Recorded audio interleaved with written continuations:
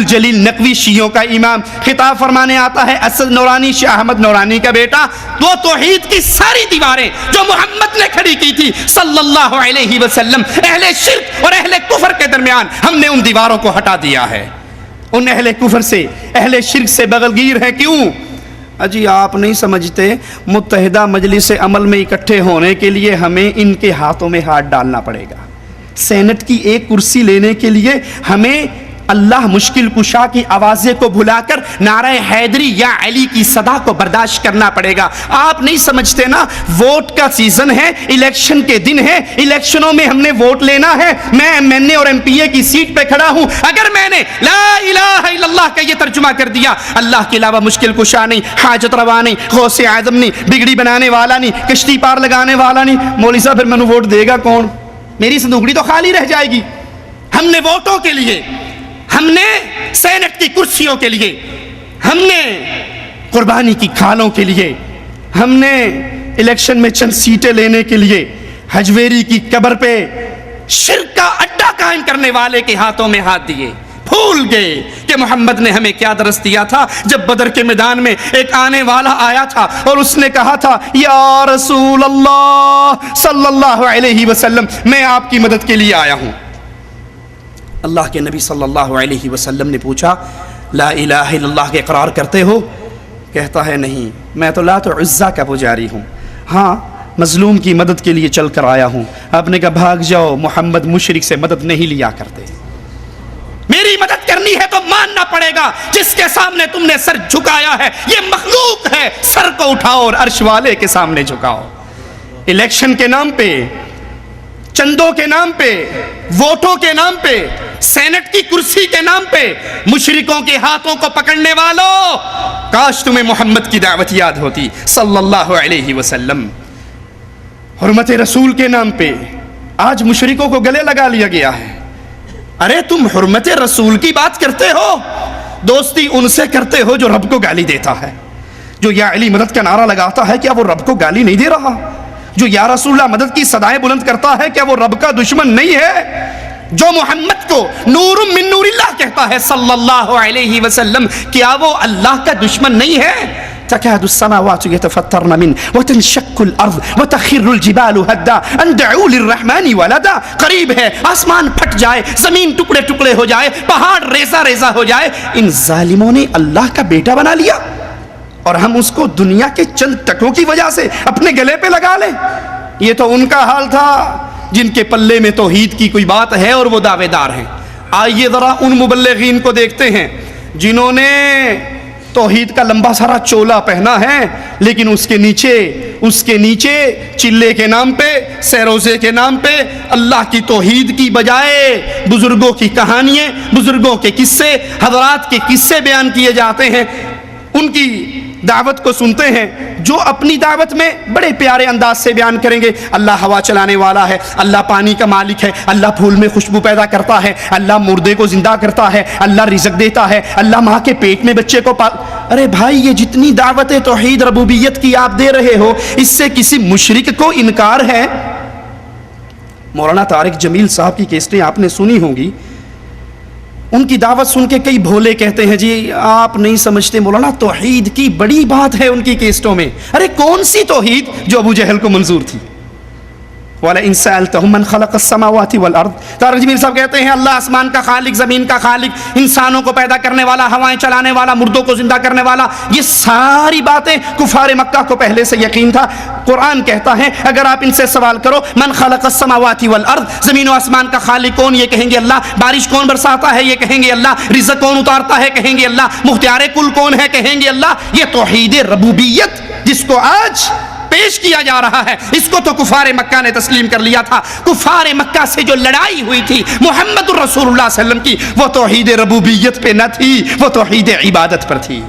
اے پتھروں کے سامنے سجدہ کرنے والو، سجدے کا حق صرف اللہ کا ہے۔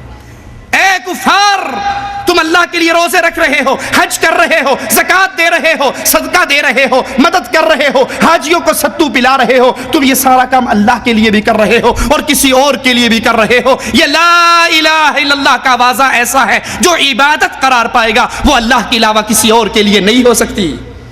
اسی لیے کفار مکہ نے کہا تھا اجعل الآلہۃ الہا واحدا، ہم نے تو بہت سارے تقسیم کر رکھے ہیں، اولاد لینی ہوتی ہے تو ہم ڈولے شاہ کے پاس چلے جاتے ہیں، بھوکے ہوں تو ہم لاہور کے بابا حجویری کے پاس چلے جاتے ہیں، حکومت لینی ہو تو بابا نواز شریف صاحب مانسیرے کے دھنکے سے ڈنڈے کھا کر آتے ہیں، اگر ہم نے پھر بھی مسئلہ ہمارا حل نہ ہو تو اسلام آباد گاڑی میں بیٹھتے کہتے ہیں بڑی بڑی سرکار بڑی کھوٹی قسمت کر دے ہری، ہمارے تو بہت سارے ہیں، ہم نے بانٹ رکھے ہیں، سارا بوجھ ایک بندے پہ نہیں ڈالا ہوا، ہمارے پاس تو محکمے ہیں جو ہم نے ڈیوائیڈ کر دیے ہیں، اجعل الآلہۃ الہا واحدہ، تو کہتا ہے ساروں کو چھٹی کرا دو، کوئی غوث اعظم نہیں، کوئی غریب نواز نہیں، کوئی بندہ نواز نہیں، کوئی بندہ پرور نہیں، کوئی بگڑی بنانے والا نہیں، کوئی رزق دینے والا نہیں، کوئی اولاد دینے والا نہیں، کوئی مشکلیں ٹالنے والا نہیں، الا اللہ، سوائے ایک اللہ کے۔ یہ وہ توحید عبادت تھی جس کو کفار مکہ نہیں مانتے تھے، اور یہی توحید عبادت آج مولانا طارق جمیل کی قسطیں سن لیں، آپ کو نظر نہیں آئے گی۔ آئیے میں آپ کو ان کے چند اقتباسات سناتا ہوں، ان کی چند باتیں آپ کے سامنے رکھتا ہوں۔ مولانا طارق جمیل، مورڈا شریف کا ایک دربار ہے، وہاں پر گئے، گدی نشین سے ملاقات ہوئی، گدی نشین نے کہا کہ آئیے ہمارے عرس پہ تشریف لائیے، تو یہ اپنے 25 امیروں کو لے کر مولڈا شریف کے خطاب فرمانے کے لیے اس دربار پہ عرس والے دن 19 اور 20 اپریل کو پہنچے۔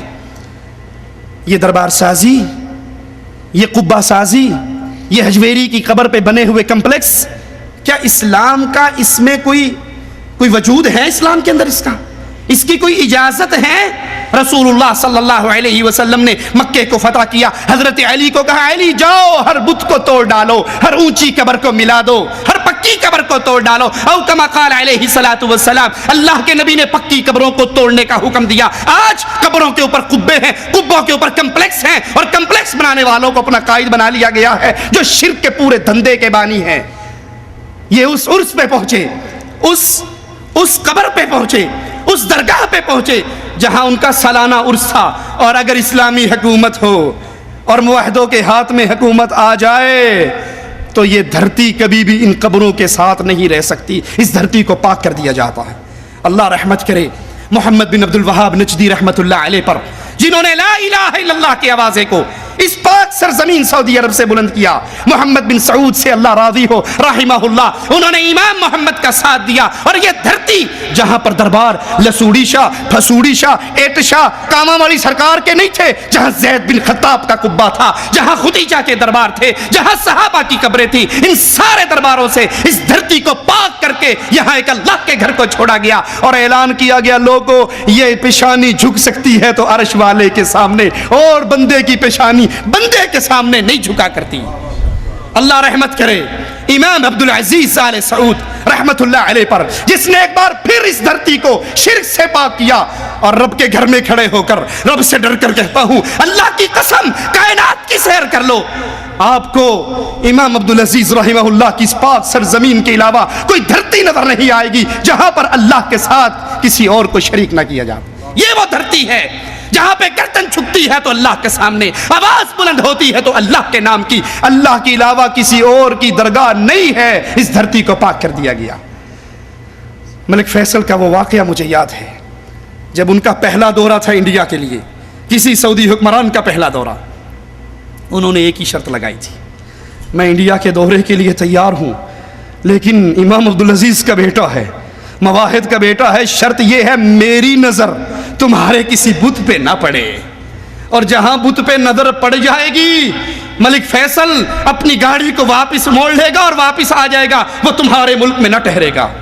انہوں نے سڑکوں پہ نصب بتوں کو اکھاڑ ڈالا، جو نہ اکھاڑے گئے ان کے اوپر کپڑے ڈال کے چھپا دیے، اور وہ جب ہمارے پاس پہنچا بھٹو صاحب اس کی انگلی پکڑ کے بابا جناح کے دربار پہ کراچی لے گئے۔ ملک فیصل رحمت اللہ علیہ کہنے لگے یہ کیا ہے؟ کہا آپ کو نہیں پتا یہ بانی پاکستان کی خبر ہے، یہاں سلام کرنا ضروری ہے۔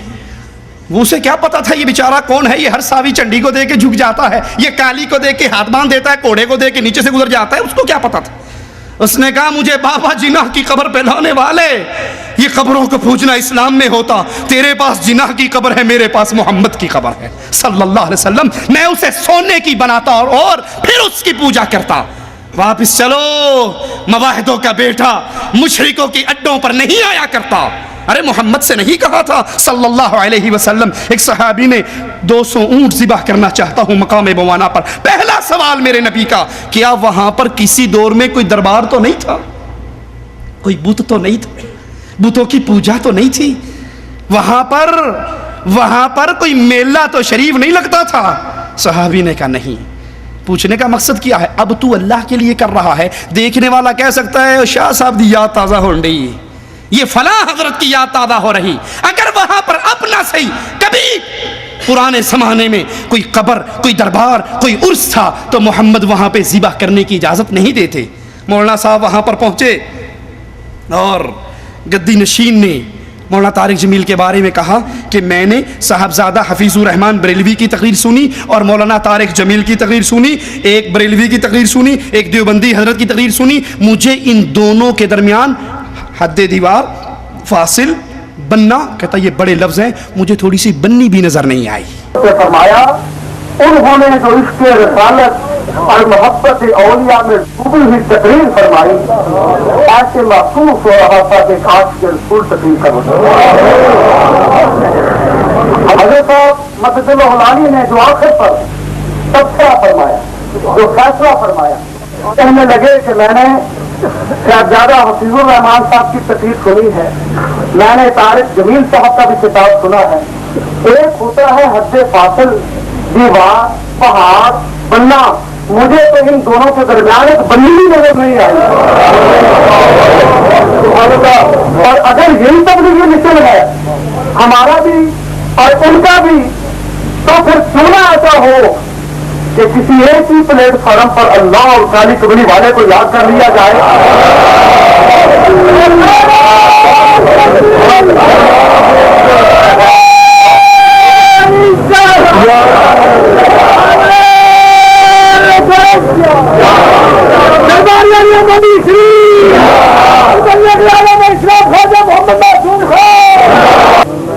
امیر یعنی جو جماعت کو چلانے والے ہیں، 25 عمراء پر مشتمل ایک عظیم جماعت کل سے عصر کی نماز سے لے کر اس وقت تک ہمارے ہر پروگرام میں، نعت رسول میں، حمد باری تعالیٰ میں، عشق رسالت میں، محبت اولیاء میں، ذکر میں، فکر میں، مستی میں، کیف میں، رقص میں اور ہر کیفیت میں اس وقت جیسے یہ مستانے شامل ہے ویسے وہ بھی ساتھ شامل ہے، اور وہ بھی اسی سرور کے ساتھ اس وقت اپنے آپ کو محظوظ کر رہے ہیں.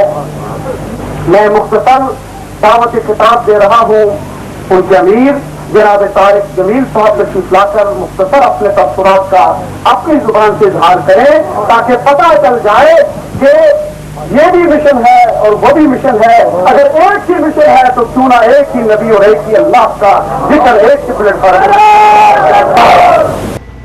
یہ دونوں پائی پائی نے، بننی بھی نظر نہیں آئی. اگر یہی مشن ہے تبلیغی جماعت کا تو گدی نشین، مولڑے دربار کا گدی نشین کہہ رہا ہے حضرت اگر یہی مشن ہے تو مولانا آئیے کیوں نہ پلیٹ فارم بھی ایک ہی کر لیں، ہمارے پاس آ جائیے اور اسی حضرت کے دربار سے یہاں پر اللہ اور کملی والے، کالی کملی والے کا ذکر ہو جائے. مولانا صاحب پہنچے 25 عمراء کو لے کر، پھر ان کا تعارف بریلوی اس عرس کا انتظامیہ کا سٹیج سیکٹری وہ سٹیج پر آتا ہے اور کہتا ہے کہ کل عصر سے مولانا طارق جمیل رائیونڈ کے 25 امیروں کو لے کر آئے ہیں. انہوں نے یہاں آ کر نعت رسول میں، حمد باری تعالیٰ میں، محبت اولیاء میں، ذکر میں، فکر میں، مستی میں، وجد میں، کیف میں، ہر کیفیت میں وہ کچھ کیا ہے جو ہمارے بریلوی کر رہے ہیں. میں تو یہ کہتا ہوں مولانا اگر یہی تبلیغی مشن ہے تو رائیونڈ کو چھوڑ دو، حضرت کے دربار سے اپنی جماعتیں نکالنا شروع کر دو.